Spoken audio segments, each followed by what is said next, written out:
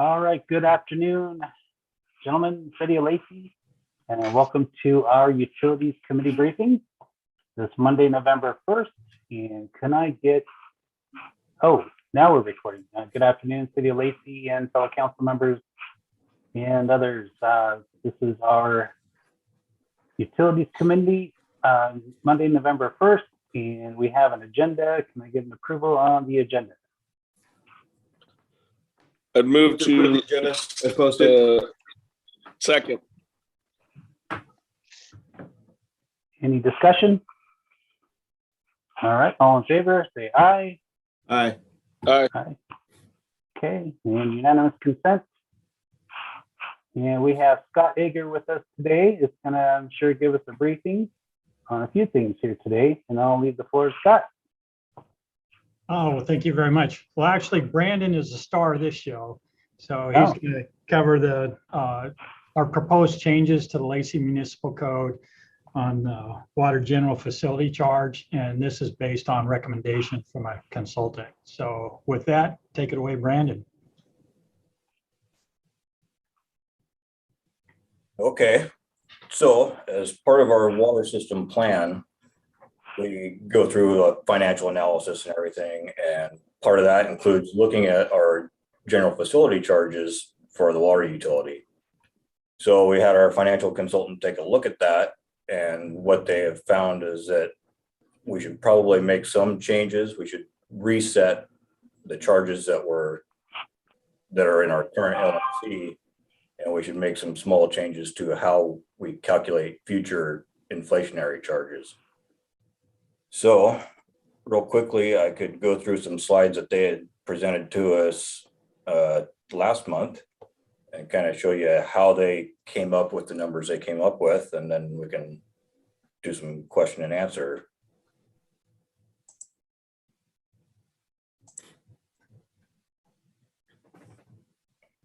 Okay, can you see the slides there? Okay. Yes, we can.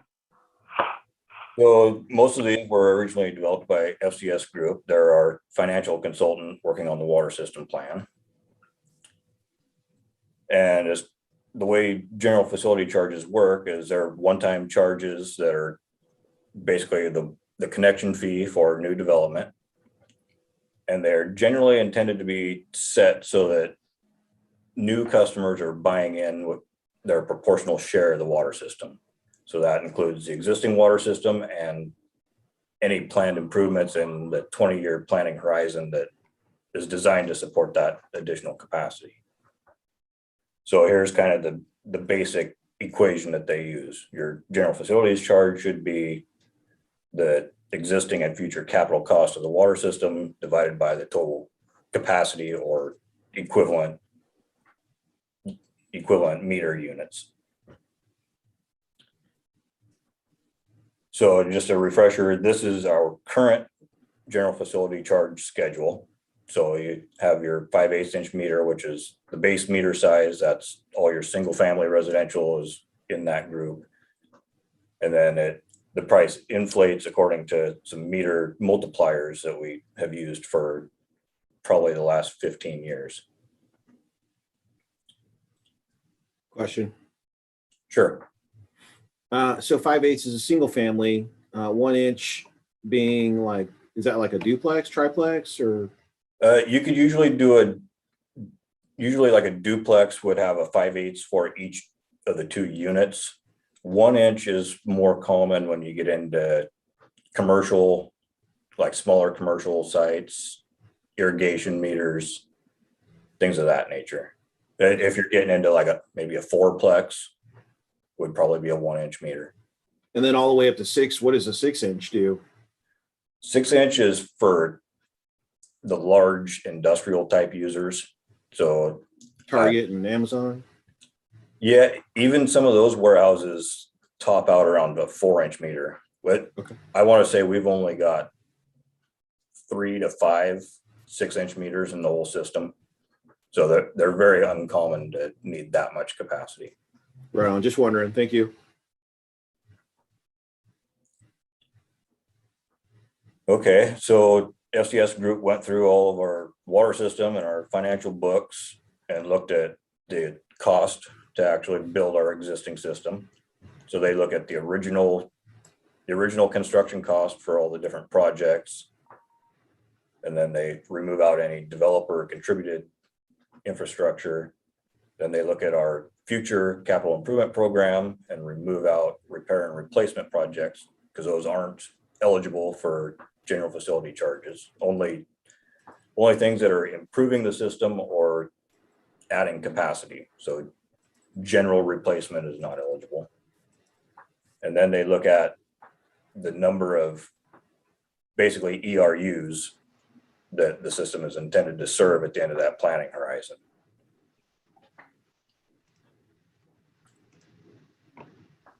So they kind of went through, did some checks against the ERU numbers to make sure that our planned capacity fits with the planned growth and make sure that all those match and seem reasonable.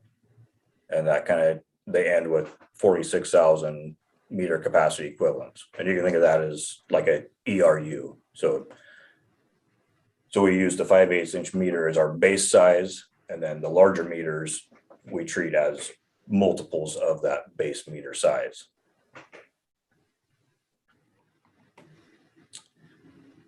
So once that's all said and done, you can see the equation that they came up with. They've got the existing and future cost of the water infrastructure. They've got the number of meter capacity equivalents, and that gave them a charge of $7,697 for, this is in 2021 dollars. So this would be the charge that we would have charged this year. So their recommendation is to add 8.8% from the CCI, the inflationary amount, to this 2021 charge, and then that would set this amount, the $8,374. That would be our effective charge beginning in 2022. Can you elaborate a little bit more on that charge, how it relates to the consumer? What is that, when you do the math there, what is that based on, per what? Can you get a little more clarity on that, please? So this base charge that they've calculated, the $7,697, that would be the general facility charge for a 5/8 inch meter.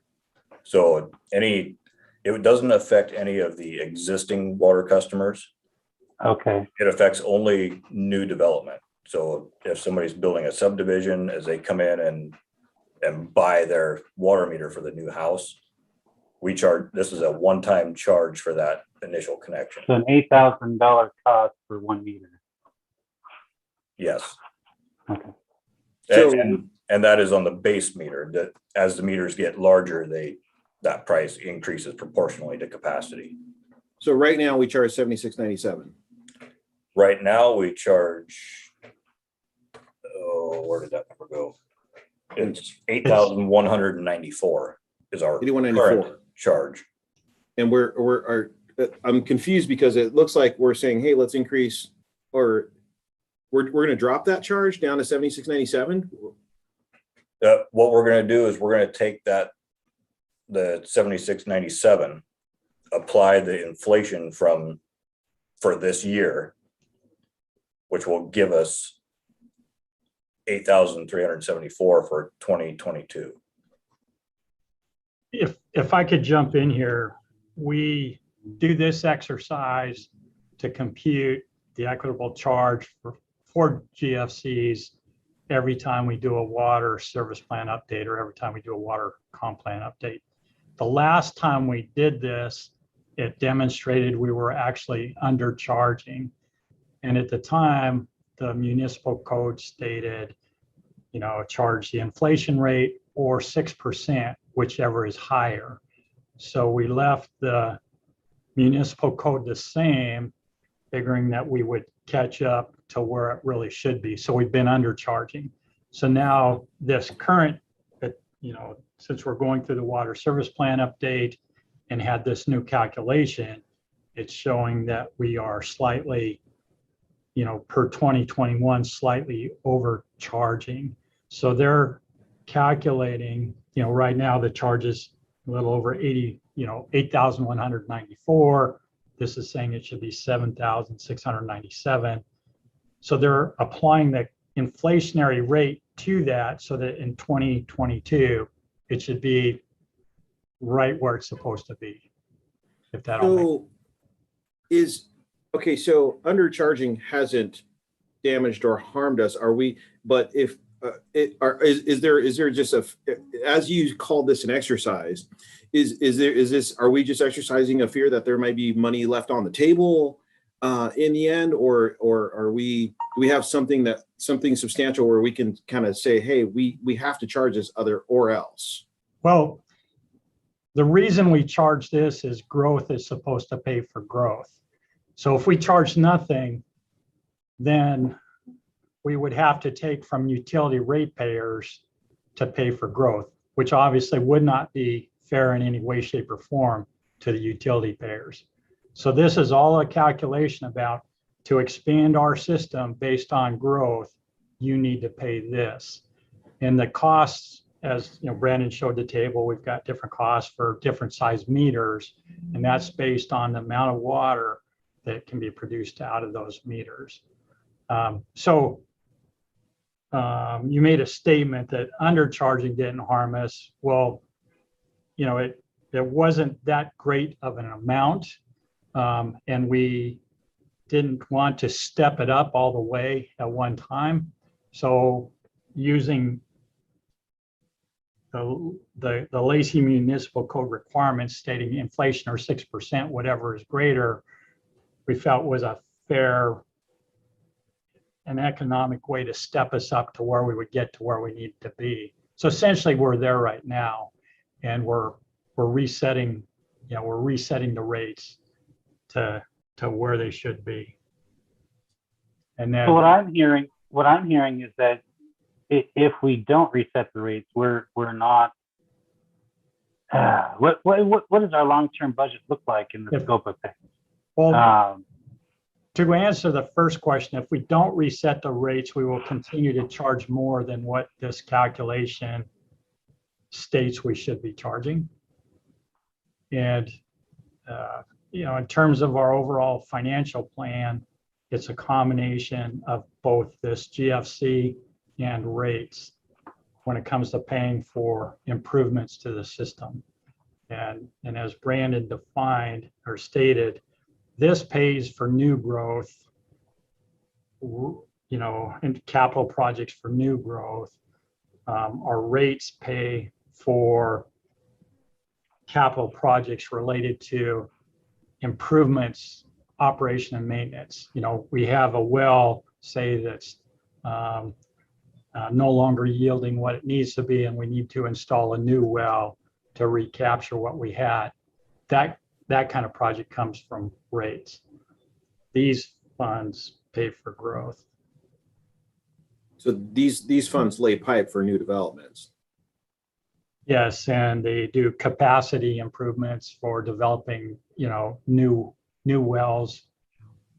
Storage tanks, sites. things of that nature. Yeah. So this is something that you want to move on to full council? Yeah. Yes. Right. And Brandon he should probably go ahead and move ahead because we want to revise the Lacey Municipal Code as well in doing this. And he'll explain why. It might help when we bring this to the full council to get a little more elaboration on this scenario and look at our current utilities budget and forecasting and get a better handle on where we are financially and whether or not a rate increase is necessary. Can I point a question to Scott real quick? Yeah. I'm sorry, Spence. Got it. Okay. So Scott, can you just kind of put it in perspective for us how this is, or does this, it doesn't appear to work in conjunction with the rate increase that we've discussed in council meetings? Correct. These are two separate issues. Your general facility charges are looking at your system in terms of what is the ability to accommodate new growth and also to buy into the system. What Brandon and Scott are advocating is the fact that every time that we do a 6-year plan, we need to justify our general facilities charges. And what the consultant is saying is that our current charge, if we continue the methodology, we're basically overcharging for new development.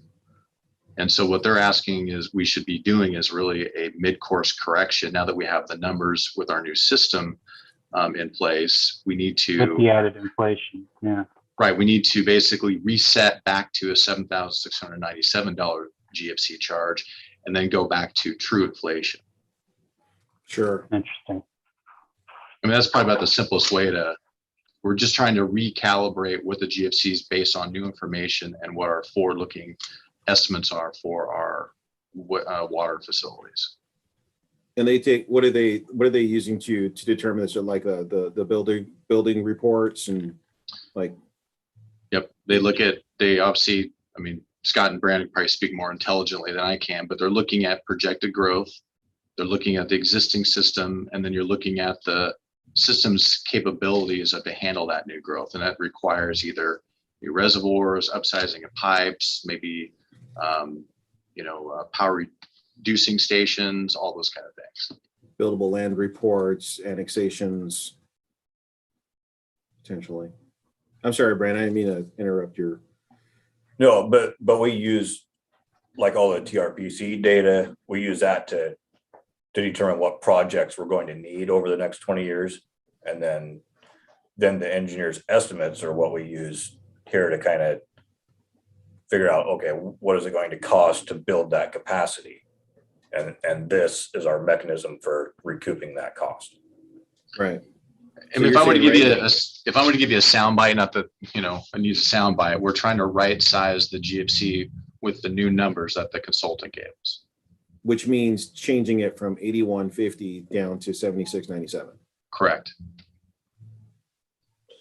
Which would have never happened if we didn't revisit this every year or two. How often do we go through this process? We do this every time we do the water system plan update. So that's currently a 10-year cycle. Okay. Do you guys think that this 10 year? I mean, more... $500 over a period is substantial. So. Do you guys think this will make it more, make us more attractive to developers? So this will result in the 2022 GFC rate being a little over $300 less than it would have been if we didn't make this correction. So yes, it will make it more attractive. Thank you. And there might be some more slides here that might help kind of put that into perspective. All right. So another topic that the consultant had brought up was our meter multipliers. So as the meters get larger, we charge, let's say a 4-inch meter, we charge 20.49 times what we charge for the 5/8-inch meter.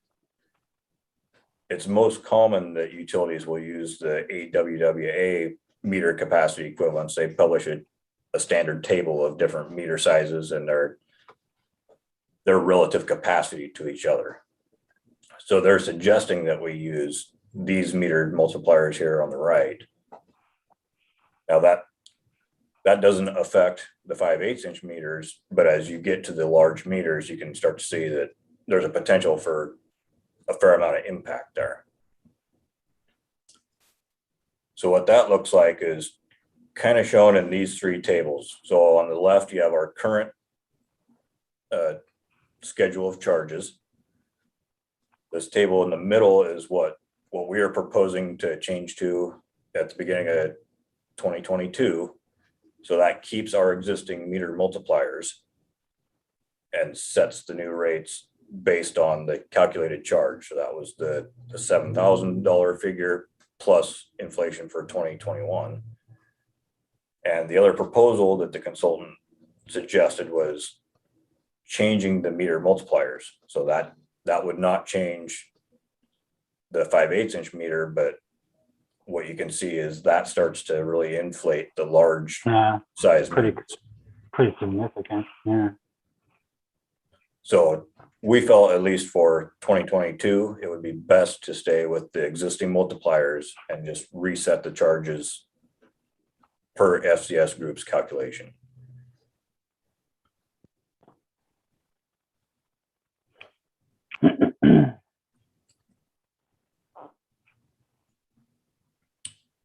And then just as everybody always wants to see how we compare to everyone else. So as you can see, we're actually on the high side. And there's a lot of differences between all these different systems. So you're not really comparing apples to apples, but as far as where we fall within the region, you can see there we do tend to be on the higher side.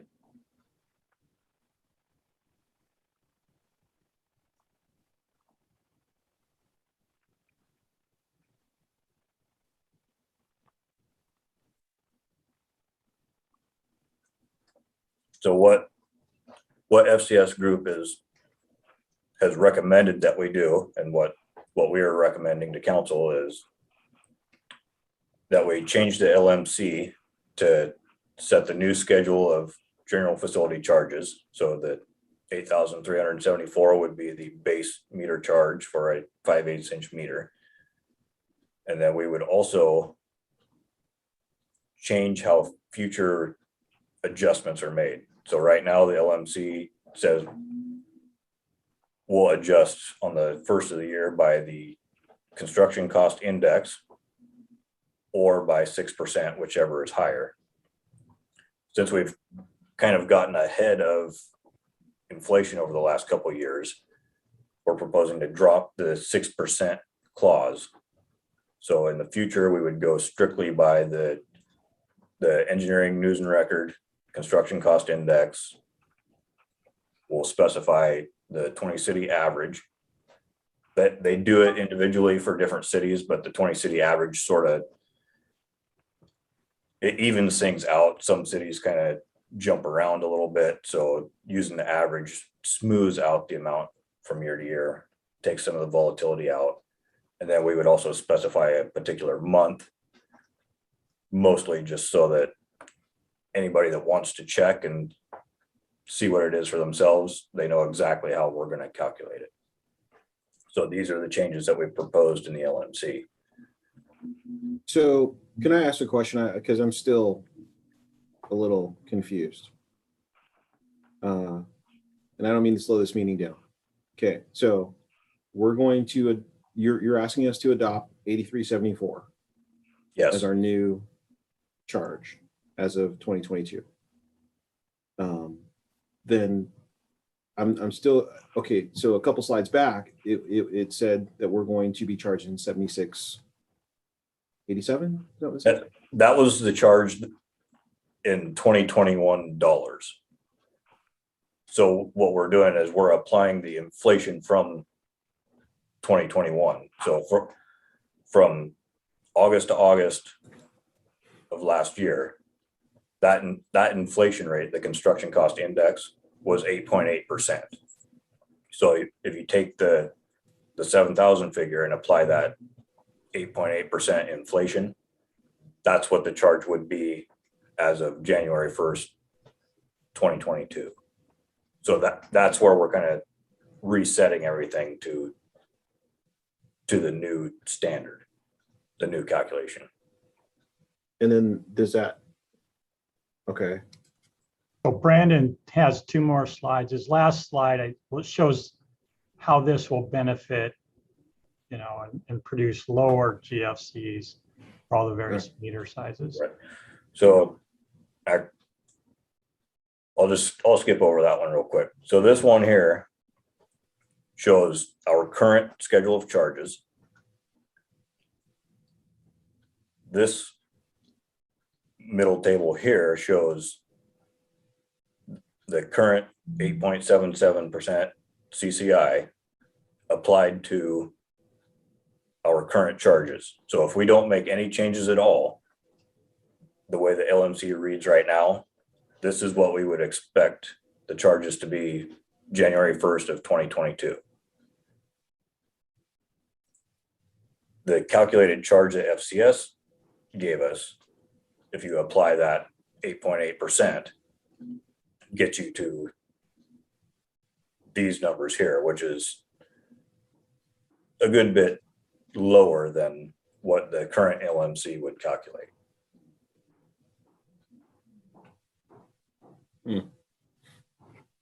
So it's not super intuitive, but in a way we're kind of we're reducing the charge over what we would expect it to be otherwise.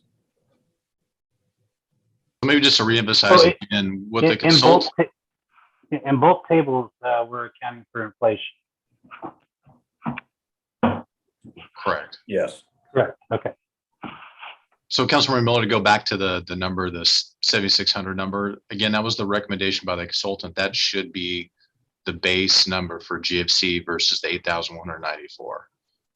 And so based on that recommendation, that's what we're going to apply the new cost of construction inflation index of 8.77%. Which would bring it to 89.13. But we're saying, hey, we'll reduce that by $539 and charge 83.74. Is that what we're saying? So if you take the 7,600, which is the recommended base, and attach the inflationary amount of 8.77%, you'd get $8,374. Gotcha. They were just showing the example. If we do nothing, it's going to be basically $539 more if we don't make this change. Gotcha. Right. Effectively, what they're saying is that this current charge here should have been that 7,000 figure. Yeah. I would recommend to move to full council the changes to the water general facility charges. And second. Is there any discussion moving forward? Yeah, I would just say this makes absolutely complete sense. This is what, people complain about, surveys or reports, just to have a survey and a report to do another survey or report to take no action, whatever. This is where it works. You save the ratepayers money. You're doing your due diligence like you should be. And you're ultimately taking care of the infrastructure, which is the biggest liability you have as a municipality. So I'm in 100% agreement with this, and I'm going to vote and approve for it to go on to full council. Okay, any other discussion? Ernie, did you none? get finish your slides? Yeah, that was the last one. Yeah. Okay, hearing no other discussion, all in favor, say aye. Aye. Aye. Okay, sounds like unanimous, so that'll move forward to council for decision. Great work, And Brandon. thank you, Brandon. Great work. Thank you. All right, our next agenda, we have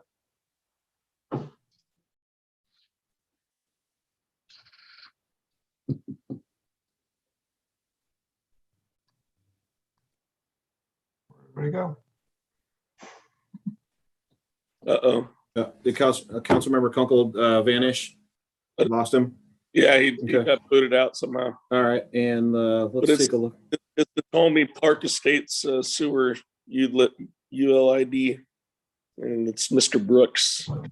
Want to hang out for a minute, wait for Ed to try to get back? Sure, here he comes. He's back right now. I don't know what happened there. I think Stedman kicked me out. All right. So moving on, I think Mr. Brooks has the floor. Thank you. Yes, thank you. So I'm going to share my screen. And where are we going here?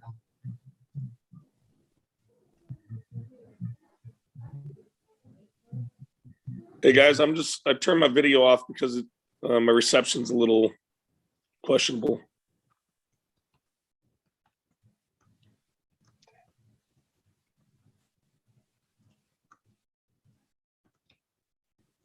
I'm looking for it. Hang on.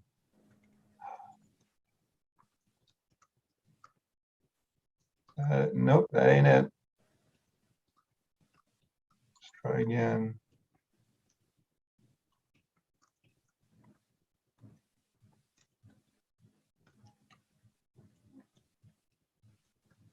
It's really disappointing.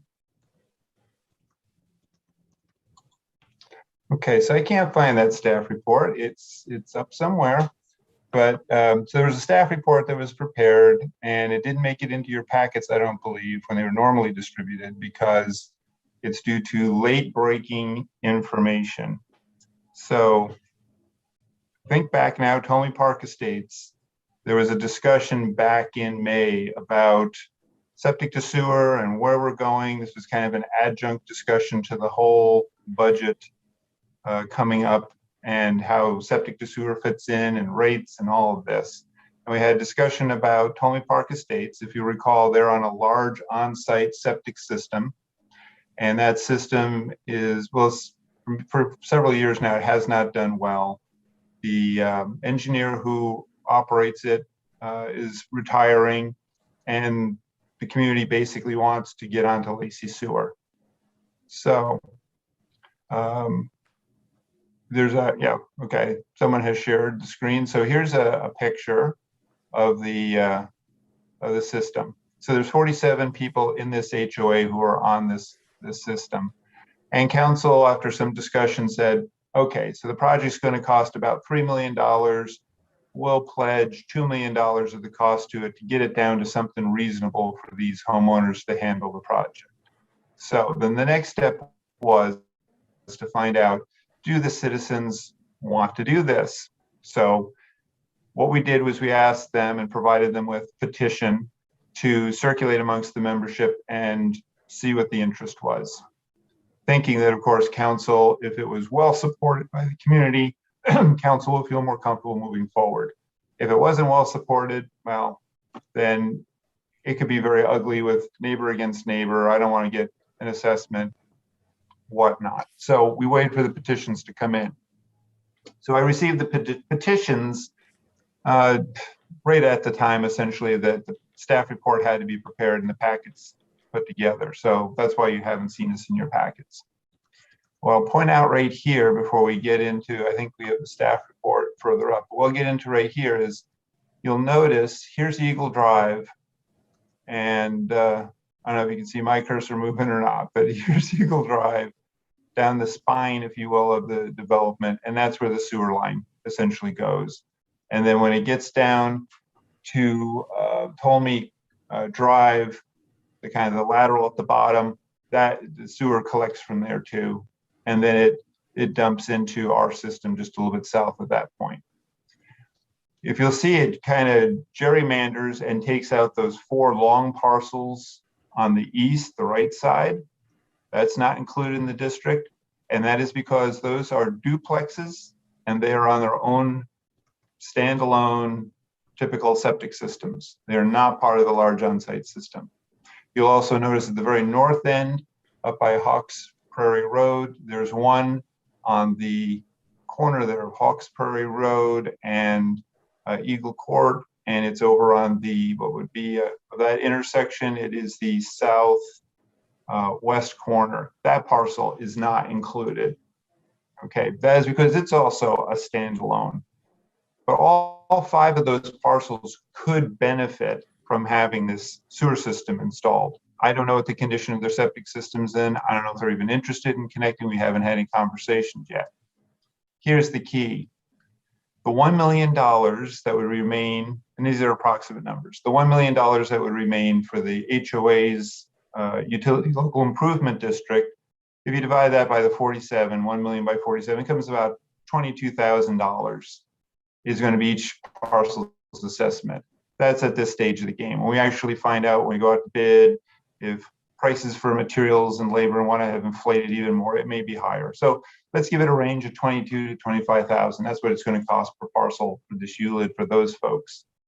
The people who are on the standalone parcels, it's probably going to be more in the range of $12,000 to $15,000 for them if they wanted to decommission their standalone septic system and connect to the sewer system. That's another reason why I recommend we do not put them in the ULID. how do you explain to these people, well, it would have only cost you 15,000 to connect, but we put you in the ULID, so now it's going to cost you 25,000 to connect. They're not going to be happy. It doesn't lower the assessment much for the people in the ULID. The people who don't want to connect, the parcels who are not part of the HOA, they'll scream and holler about it, but their votes are so small that it won't matter. They'll be dragged into it.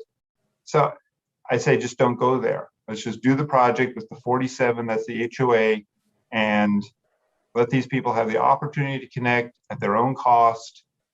If they want to, either during the project or later on, we can put a lateral to their parcel, and that'll be their connection point. We won't have to damage the road again. So that's how I'm proposing that we move forward. So let's talk about the petitions. That's what I started this conversation with. We got the petitions, which meant I didn't want to waste another month and bring this to utilities in December. So let's save 30 days and be a little unorthodox and not have it in your packet immediately. But what happened was we got the petitions in, and the petitions based on their count, the HOA's count, was about 85% approval. Okay. So then I went through the petitions, compared them to the names in the assessor's database for each parcel. I wanted to see a name that was on the assessor's roll for the parcel. I don't want somebody else signing off. That doesn't count. Okay. So based on my really conservative count, we come up with slightly over 74% approval. Okay. I only threw, I think, 4 or 5 parcels out as being, well, I won't say they're going to do it because they weren't a match. Give you an example. Let's say you had a John Q. Public was the name on the parcel, and the person who signed it was Mary Q. Public. But Mary Q. Public wasn't in the assessor's database. What do I do with that? You know, maybe John bought it, and a few years later he married Mary, and Mary, now community property state, she's got rights to the property too. She signed off on it. It could be perfectly legit. The 85 number could be fine, but I had questions. So I'm giving you the lower number, which I think you'll still feel very comfortable with, that there's even if some people change their mind as we go through the process, the amount of erosion that would have to have for support to get it down to something more questionable, like under 2/3, is significant. So that's where we're Still at. super.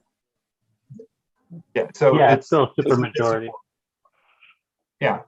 So what we need to do then, there's now an extensive process that goes on. If council still wants to move forward with this process, what we have to do, the next step is to have council have a formation hearing. So they have to set a date for a formation hearing. All right. So the formation hearing, then you start like looking at the timelines and backing it up. You need to give at least 15 days. You have to mail out letters at least 15 days ahead of the date for the formation hearing. Well, I don't like doing things really close. So that could be like 3 weeks or a month of leeway for that. You need to also reach out to the people who aren't in the HOA, who are in the neighborhood, who could benefit. So those 5 parcels I mentioned, they need to know that this is a thing. So there's some time for that. We need to refine our numbers for the cost. We have to have fairly tight. They don't have to be like we're committed to it. It's on the number perfect price numbers, but we need to refine our numbers a bit more so we have good numbers for the formation hearing. So there's a bit of footwork that needs to happen, but the next step is for council to set a date sometime out in the future to do this. I don't have that date in mind yet. I need to work with city manager and our attorney and whatnot to get that date. But the step I'm asking you to recommend to the full council is that they set a date for the hearing. So that would be in a future city council meeting, have this discussion again with the full council, and they would say yes. And at that point, I would have a recommendation for what that date would be, probably be like 6 weeks or 2 months hence.